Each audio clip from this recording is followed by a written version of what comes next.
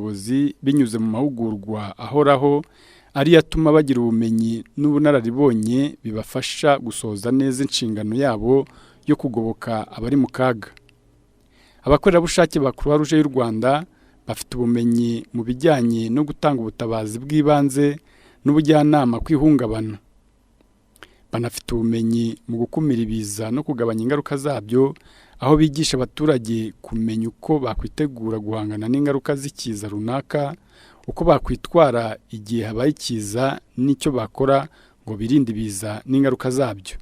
Ubwo bumenyi ni nabwo butuma babakorerabushake bari mu matsinda y'ubutabazi ari hirya no hino mu gihugu bagira uruhare mu bikorwa byo kwita ku bahuye n'ihungabana mu gihe igihugu kiba cyibuka Jenoside yakorewe Abatutsi mu 1994. Banafasha kandi imiryango yasizwe iheruheru n'ibiza bayikorera ubutabazi bw'ibanze, bakayiha ibikoresho by'ibanze, bakanashyiraho ingamba zo kugabanya ingaruka zaterwa n'ikiza cyabaye. Abakorerabushake ba Croix Rouge y'u Rwanda banahawe ubumenyi butuma bagira uruhare mu gukangurira abaturage kwita ku bikorwa remezo by'amazi, kwita ku isuku n'isukura, kwita ku buzima bwabo, kwihaza mu biribwa, gutegura indyo yuzuye ndetse n'ubuhinzi butanga umusaruro. Ibyo bikorwa bigamije guha umuryango nyarwanda ubushobozi bwo guhangana n'ibibazo bikorwa binyuze muri gahunda yiswe Agasozi Ndatwa. Iyi gahunda ishyirwa mu bikorwa mu midugudu 540 iri hirya no hino mu gihugu.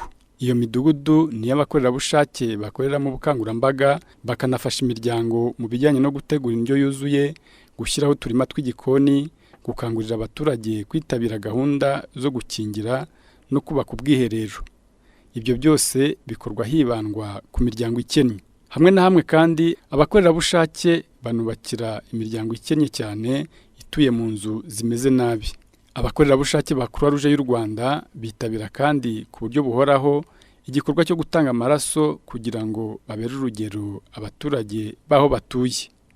Mu byo dukora harimo kwita cyane ku bigo by'amashuri ndetse n'urubyiruko kugira ngo tugwize umubare mwinshi w'urubyiruko ugomba kuba abakorerabushake, cyane ko ari nacyo igihugu cyacu gishaka cyane kugira ngo tuzabashe kubaka igihugu cyacu.